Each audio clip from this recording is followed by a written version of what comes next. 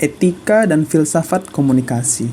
Ngomongin dua hal ini memang selalu berkaitan erat antara etika dalam komunikasi dan filsafat dalam komunikasi. Pada dasarnya, etika dan filsafat komunikasi ini adalah dua bidang yang saling berkaitan dan penting untuk dipelajari. Etika adalah ilmu yang membahas tentang nilai-nilai, norma-norma, dan prinsip-prinsip yang menjadi pedoman dalam berperilaku dan bertindak. Filsafat adalah ilmu yang membahas tentang hakikat, asal-usul, dan tujuan dari segala yang ada termasuk komunikasi. Komunikasi adalah proses penyampaian dan penerimaan pesan antara dua atau lebih pihak, baik secara verbal maupun nonverbal. Komunikasi dapat berlangsung di berbagai konteks, seperti interpersonal, kelompok, organisasi, massa, dan lintas budaya. Komunikasi juga dapat berbentuk lisan, tulisan, gambar, suara, ataupun gerak. Dalam berkomunikasi, kita perlu memperhatikan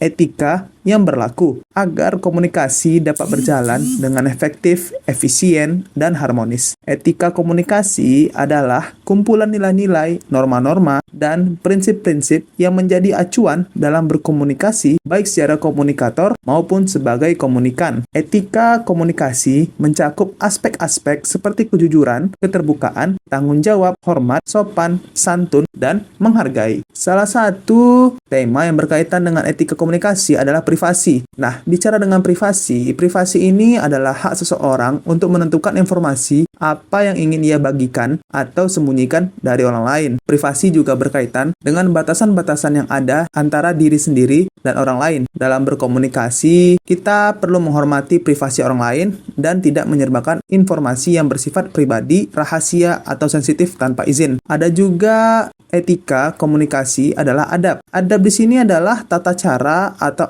etiket yang harus diikuti dalam berkomunikasi sesuai situasi, kondisi, dan budaya yang berlaku. Adab mencakup hal-hal seperti bahasa, gaya, nada, sikap, gestur, dan ekspresi yang digunakan dalam berkomunikasi. Dengan mengikuti adab yang baik, kita dapat menunjukkan rasa hormat, sopan santun, dan kesantunan pada orang lain. Dan terakhir yang berkaitan dengan etika komunikasi ini adalah moral. Moral adalah nilai-nilai atau norma-norma yang menjadi standar atau ukuran baik dan buruk dalam berperilaku dan bertindak. Moral bersumber dari keyakinan, agama, budaya, atau hati nurani masing-masing individu atau kelompok. Dalam berkomunikasi, kita perlu mempertimbangkan moral yang berlaku agar komunikasi dapat berlangsung dengan benar, adil, dan bermartabat.